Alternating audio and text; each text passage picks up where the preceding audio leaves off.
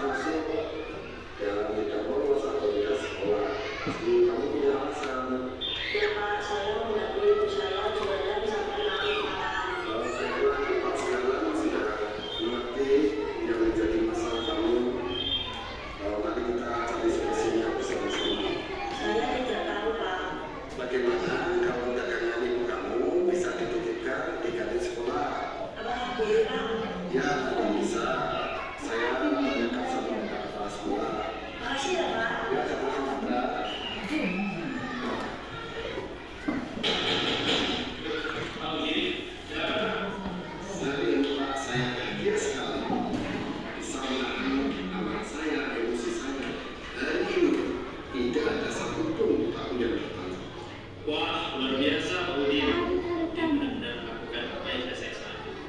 Tapi begini, selanjutnya, setiap kali Pak Udin merasa apa yang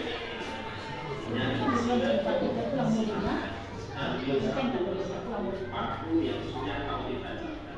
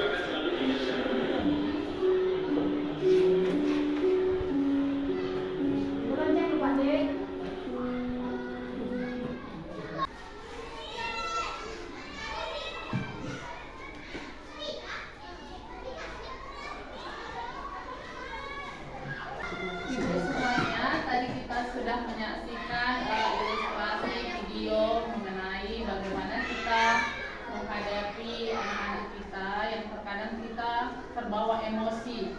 Jadi emosi itu tidak hanya terjadi ketika bertemu dengan anak-anak, tetapi juga ada emosi yang telah mungkin ada beban di dalam keluarga sebelum sampai ke sekolah. Nah, itu kadang membuat kita menjadi salah melakukan tindakan menghadapi kesalahan anak-anak kita. Nah, di sini sesuai dengan topik kita yaitu budaya positif. Saya akan membagikan post-it dan Ibu dapat menuliskan apa makna atau apa inti yang dapat Ibu ambil dari video yang tadi.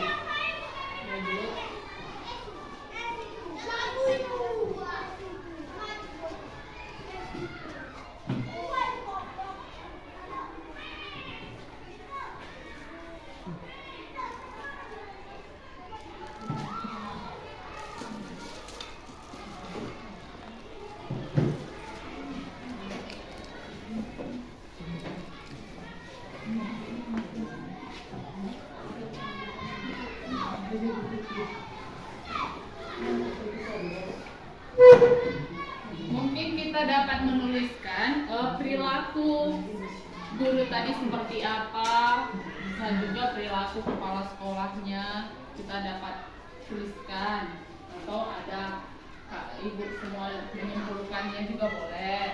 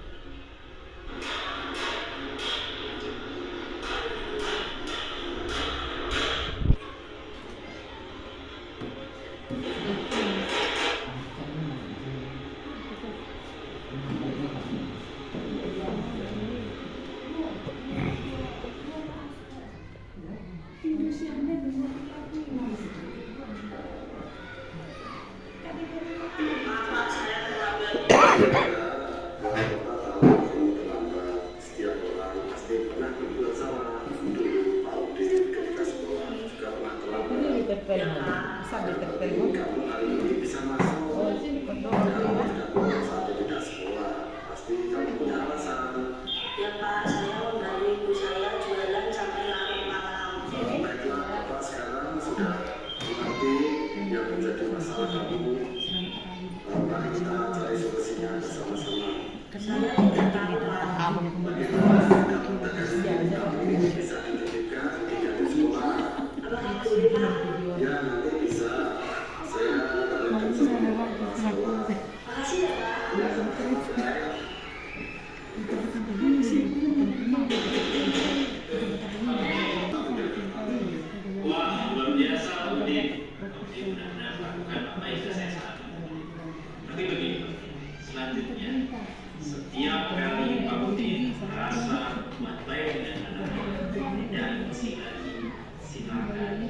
mengambil satu persatu paku yang sudah pabrik tancapkan.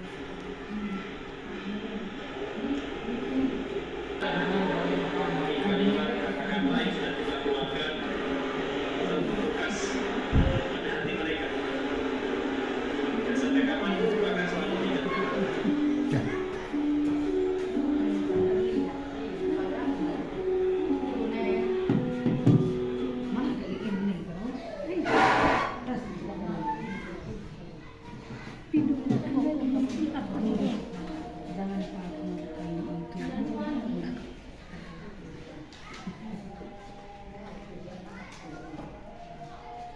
Kalau mau marah tidak kalau dudina, oh nggak boleh boleh. Nah, tadi kita sudah menyaksikan dan ibu semua juga, bapak juga sudah menuliskan hal-hal apa yang menurut bapak makna dari video tersebut. Nah, di sini sudah banyak sekali ya.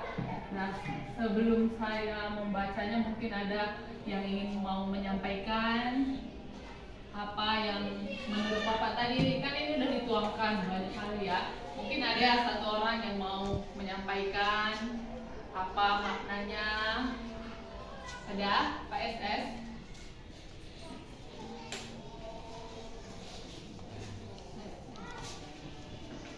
Boleh berdiri Pak.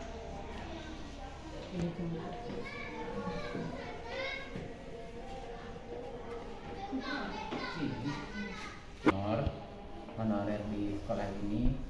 Jadi ya mungkin video tadi saya bawa ke diri saya gitu lah, karena tekanan dari sekolah, tekanan dari anak-anak juga, bagaimana ada yang terlambat, sementara dari rumah juga istri kita, apalagi kalau kita keluarga nah kita di sekolah kan sangat menjadi beban bagi kita. Tapi dari itu semua tergantung pada pribadi guru tersebut. Kalau kita bisa menyikapi masalah itu, bahkan menjadi seorang guru itu enak jadi seorang guru itu. Apalagi kalau kita dalam mendidik anak-anak, mendidik dari tingkat SD misalnya, kita bisa membawa ke diri kita. Contohnya saya sendiri, saya udah merasa anak didik saya seperti anak saya sendiri gitu. Pernah sekali kejadian saya memukul anak didik saya, mungkin karena seperti yang saya saksikan di video tadi. Tapi saya di belakang saya menangis gitu. Saya terharu, saya jadi menyesal. Jadi alangkah baiknya indah nanti pada waktunya itu memang benar juga seperti pepatah yang mengatakan bahwa adanya masanya nanti seperti air yang mengalir. Mudah-mudahan dengan ini jayalah guru Indonesia. Oke, terima kasih ya Pak. Luar biasa sekali ya. Mungkin kita juga sependapat ya. Jadi menghadapi anak-anak itu, emosi kita bukan hanya untuk anak itu. Mungkin sudah ada masalah kita di dalam rumah yang kita bawa ke sekolah sehingga diri kita tidak terkontrol. Nah, di sini ada konsep-konsep budaya positif. Inilah yang akan kita nanti lakukan karena kita kan merdeka belajar. Jadi seharusnya merdeka belajar itu anak-anak itu memang agak terbalik ya. Kalau waktu zaman kita sekolah mungkin harus kekerasan supaya menjadi lebih baik. Tapi sekarang tidak. Jadi kalau dipukul pun anak-anaknya salah, nanti kita bisa dipenjarakan, apalagi kita marahi, lain lagi pengaduannya. Nah, di sini ada konsep budaya positif. Yang pertama, perubahan paradigma teori kontrol. Itu tadi yang semula berbeda dengan kehidupan kita. Konsep disiplin positif dan motivasi, keyakinan kelas, pemenuhan kebutuhan dasar, posisi kontrol, dan segitiga restitusi. Ini yang menjadi konsep dari budaya positif. Nah, ini adalah bapak pendidikan yaitu Ki Hajar Dewantara yang mengatakan sebenarnya tujuan pendidikan itu adalah menuntun segala kodrat yang ada pada anak-anak agar mereka dapat mencapai keselamatan dan kebahagiaan yang setinggi-tingginya. Jadi kita hanya menuntun, karena anak itu kan sudah memiliki bakat talentanya sejak lahir yang diturunkan dari orang tuanya. Yang semula mesti kabur-kabur, itulah yang kita terangi, kita tuntun kemana bakatnya agar tercapai cita-citanya.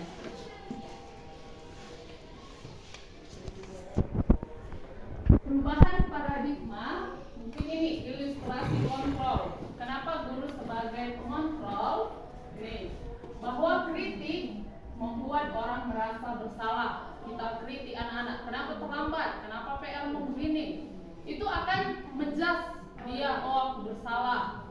Jadi ada nanti tumbuh niat atau di dalam dirinya aku selalu bersalah. Jadi ada rasa minder. Bersalah dapat menguatkan karakter. Ilusi bahwa semua penguatan positif, efektif, dan bermanfaat. Ilusi bahwa orang dewasa memiliki hak untuk memaksa. Nah, seperti kita memiliki hak kita untuk memaksa anak didik kita, baik itu dalam belajar, karakter.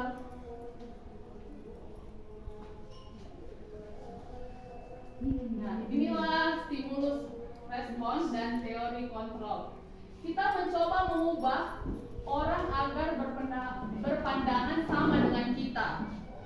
Jadi teorinya kita berusaha memahami pandangan orang lain tentang dunia. Jadi agak sulit mungkin kita mengubah seseorang itu sesuai dengan isi pikiran kita. Itu sangat sulit ya. Perilaku buruk dilihat sebagai suatu kesalahan. Mungkin seperti dalam video tadi, anak-anak yang terlambat itu kita rasa dia bersalah, dia telah melanggar peraturan sekolah. Itu menurut kita. Dan teori kontrolnya, semua perilaku memiliki tujuan. Dia punya alasan kenapa terlambat. Sama seperti kita melakukan kesalahan, memang itu sudah salah. Tapi mungkin kita memiliki alasan tertentu mengapa kita bertindak seperti itu. Yang selanjutnya, orang lain bisa mengontrol saya. Kalau menurut stimulus, orang lain itu bisa mengontrol, tapi teorinya hanya kita lah yang dapat mengontrol diri kita sendiri. Pemaksaan ada pada saat bujukan gagal, kolaborasi dan konsekuen menciptakan pilihan-pilihan baru. Nah, kita paksa anak itu untuk tidak terlambat, padahal seharusnya ada kolaborasi. Kita bisa bertanya jawab kenapa dia terlambat, baru kita kasih solusinya seperti yang tadi. Jadi dagangannya dititip di sekolah, mungkin itu solusi yang lebih efektif. Model berpikir menang atau kalah, model berpikir menang-menang. Nah, ini adalah konsep disiplin, yaitu motivasi perilaku. Dalam budaya kita, kata disiplin dimaknai sebagai suatu yang dilakukan seseorang pada orang lain untuk mendapatkan kepatuhan. Cenderung umum adalah menghubungkan disiplin dengan ketidaknyamanan, bukan dengan apa yang kita hargai atau pencapaian suatu tujuan. Disiplin diri dapat membuat seseorang menggali potensi menuju kepada sebuah tujuan, sesuatu yang dihargai dan dimaknai. Jadi kan ada kata-kata yang mengatakan disiplin adalah kunci keberhasilan. Nah, teori motivasi perilaku. Jadi ini sebagai contoh ya, apa yang akan terjadi apabila saya tidak melakukannya? Itu motivasi eksternal dari luar, karena kita takut ada timbal baliknya. Nah, untuk mendapatkan imbalan seperti ini akan seperti ini. Jadi tidak ada paksaan dari orang lain. Nah, motivasi dari tujuan disiplin, saya akan menjadi orang yang seperti apa bila saya melakukannya. Jadi ada motivasi kita, ada tujuan yang ingin kita capai. Nah, ini adalah salah satu yang sangat disarankan dalam pengembangan Merdeka Belajar, membuat keyakinan kelas. Keyakinan kelas itu hampir sama dengan peraturan, cuman peraturan itu dibuat oleh sepihak. Seperti peraturan sekolah dibuat oleh mungkin kepala sekolah dan berlaku untuk semua. Nah, sedangkan kalau keyakinan kelas, semua warga kelas kita.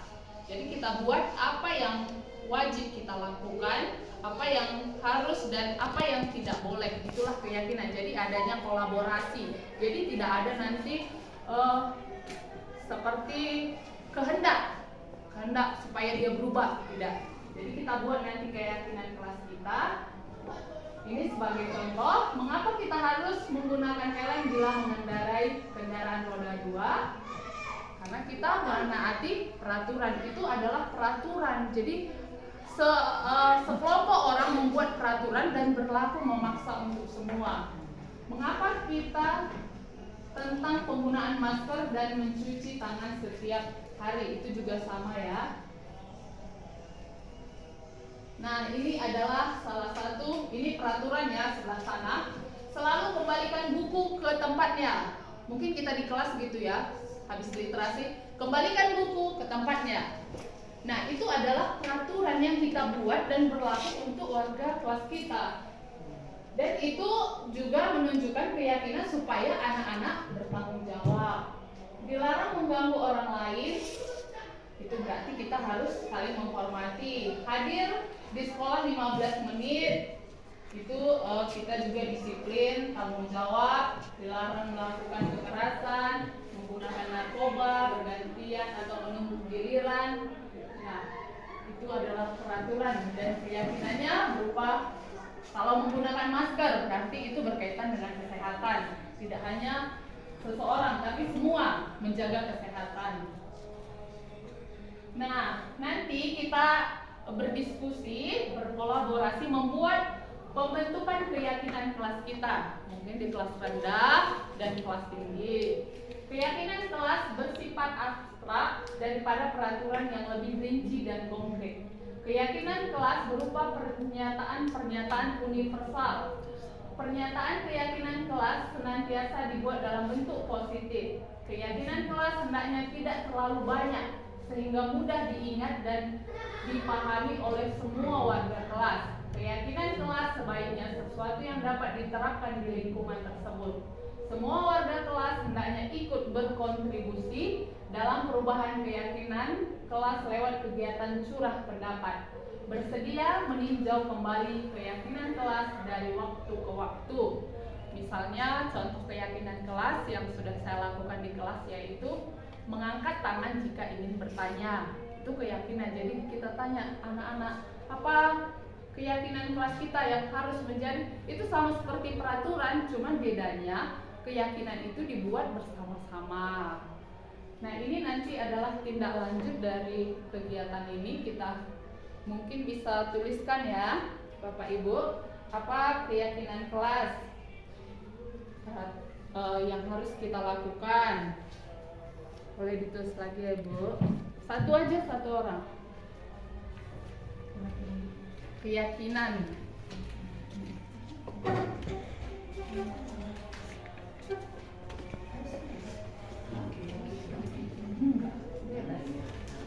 Ya. Nanti ini kita buat di kelas kita masing-masing ya. Nanti kalau sudah kita berdiskusi dan kita sepakat, nanti akan saya ketik dan kita tempel di kelas kita masing-masing ya Bapak Ibu. Mungkin di kelas kecil apa keyakinannya yang lebih simpel, jadi nggak usah ribet kali.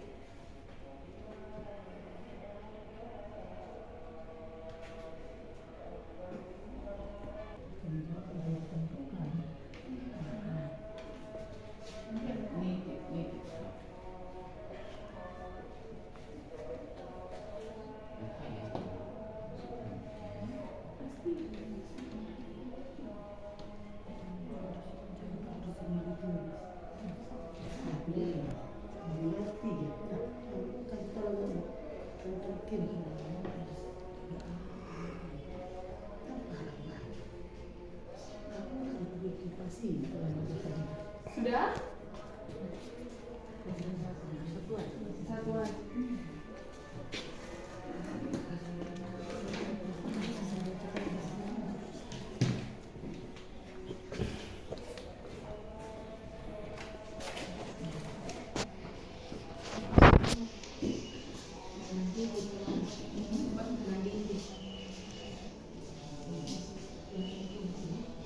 Satu aja Bu, nggak boleh dua.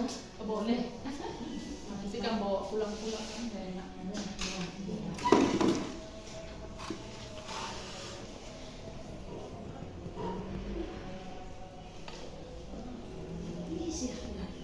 Locutor. Banyak Bu.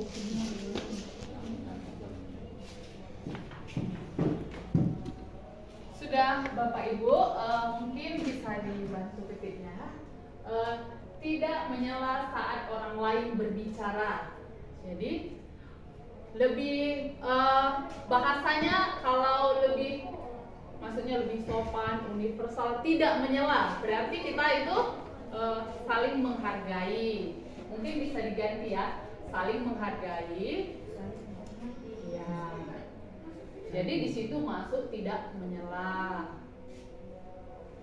Saling menghargai setiap warga kelas. Nah di sini ini saling menyayangi, menghargai itu masuk, tidak menyela juga ya Bapak Ibu.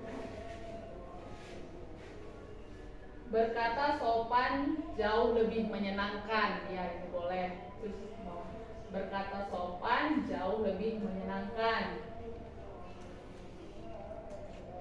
Kalau dia bertanggung jawab itu contohnya seperti apa ya? Mengembalikan sesuatu Iya. pada tempatnya dengan rapi dan benar. Enggak bisa bertanggung jawab terus. Mengembalikan sesuatu di tempatnya setelah dipakai.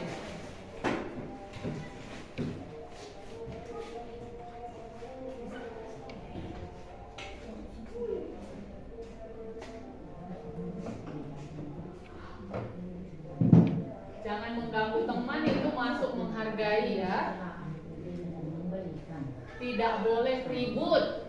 Itu berarti harus, itu masuk nggak saling menghargai Bapak Ibu? Tidak boleh ribut. Jadi Menghargai. iya menghargai ya. Memakai barang milik sendiri. Oh itu beda ya. Memakai barang milik sendiri. Kalau berbicara menggunakan kata-kata yang sopan, lebih efektifnya apa ya? Ke adab perilaku. Berkomunikasi, Komunikasi. ya, berkomunikasi dengan baik. Itu mengembalikan sesuatu jika sudah tidak digunakan pada tempatnya. Mengembalikan sesuatu pada tempatnya dengan rapi dan benar, dengan rapi dan baik. Mengembalikan sesuatu pada tempatnya. Iya, jika sudah selesai. Tempatnya dengan rapi dan baik. Ketuk pintu sebelum masuk. Ini maunya tidak sebelum masuk aja ya, kalau mau keluar. Berarti meminta izin jika ingin masuk dan keluar ruangan.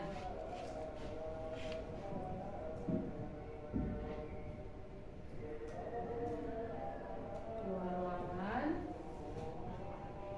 Bila hendak kamar mandi ini sama ya, taat terhadap peraturan di sekolah. Di sekolah ini kita langsung lingkungan kecil ya, kelas saja langsung disiplin.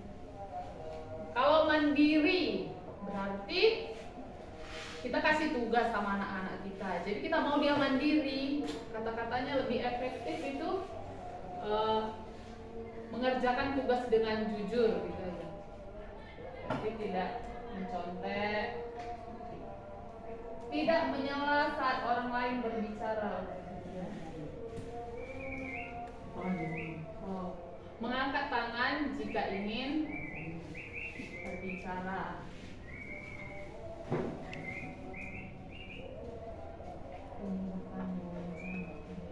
Bertanya, bicara. Nah, ini nanti mau kita tempel di kelas kita semua ya Bapak Ibu. Menurut Bapak Ibu semua, apakah ada yang mau ditambahi atau dikurangi?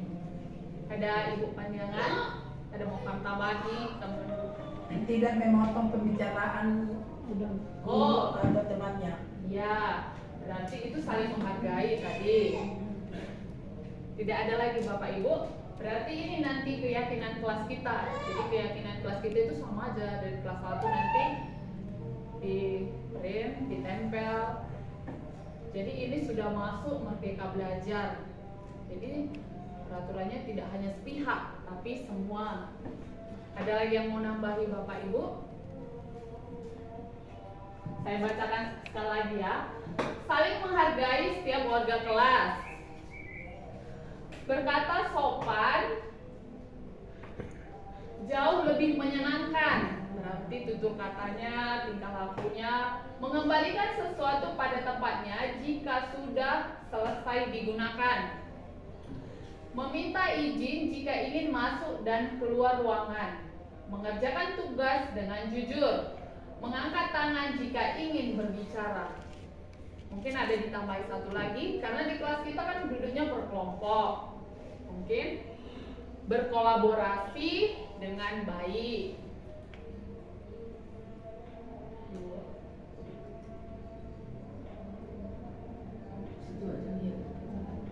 Nah, ini nanti yang akan kita lakukan. Jadi setiap anak-anak melakukan kesalahan, bisa kita tunjukkan poin-poin ini, bahwa mereka melakukan kesalahan di poin berapa, dan kita boleh berkomunikasi untuk lebih lanjut. Dari budaya positif tadi yang ingin kita lakukan bersama-sama, yaitu pembentukan keyakinan kelas. Tadi ada 7 poin keyakinan kelas kita.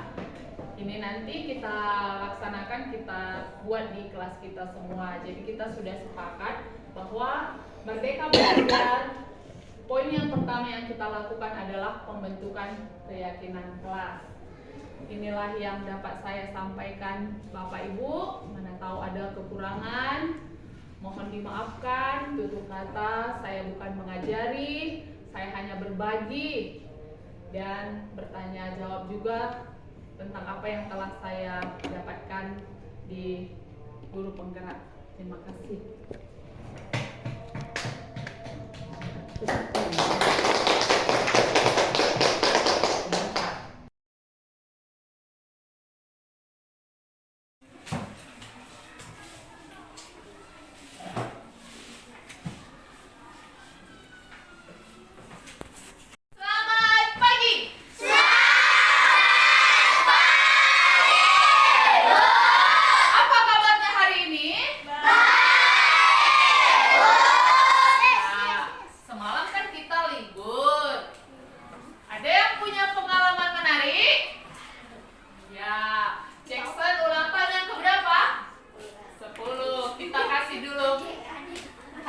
Bernyanyi. Happy birthday to you.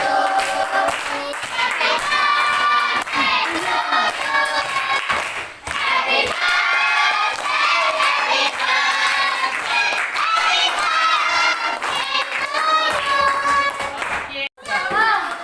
Nah, hari ini kita akan membuat keyakinan kelas. Keyakinan kelas adalah impian kita. Kelas kita itu nanti seperti apa? Kalian kan punya cita-cita. Jadi cita-cita itu kita buat dalam kelas kita dulu. Kita buat keyakinan kelas kita, impian kita. Kita mau kelas kita seperti apa? Contohnya misalnya keyakinan kelas menciptakan lingkungan belajar yang nyaman. Kalau nyaman berarti tidak ada mengganggu, saling mengejek, seperti itu ya. Nah, Ibu bagi di post-it. Nanti kalian tulis keyakinan kelas yang seperti apa kalian mau.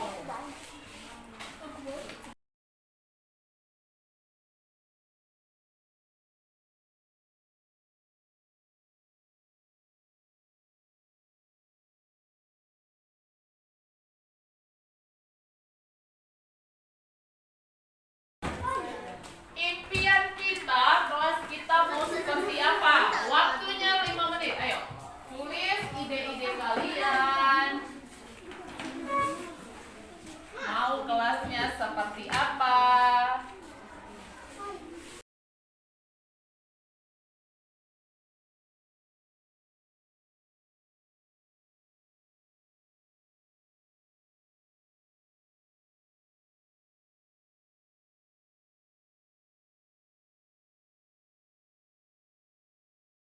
Ya, boleh ditempel di sini ya. Ayo, yang sudah ditempel di sini. Satu aja, satu orang.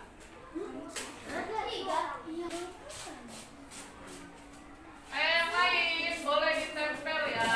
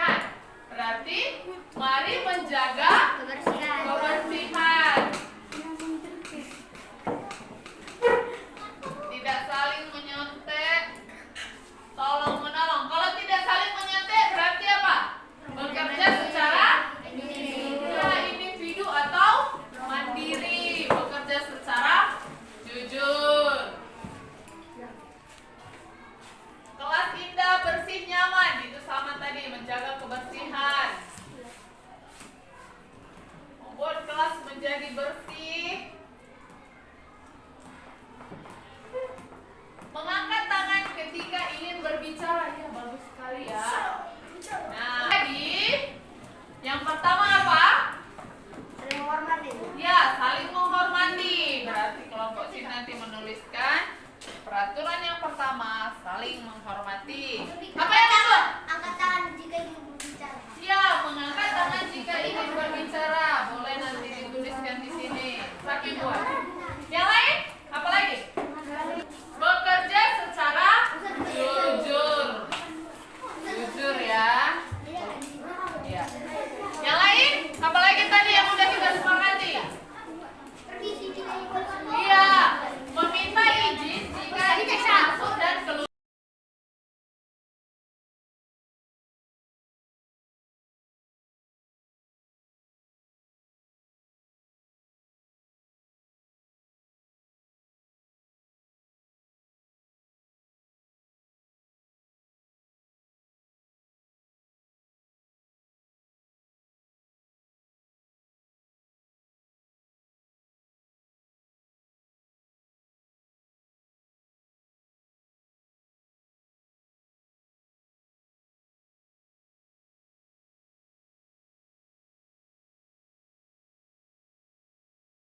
Kita sudah menyepakati keyakinan kelas. Siapa yang ingin bantu ibu membacanya? Saya. Oke, silakan, mari.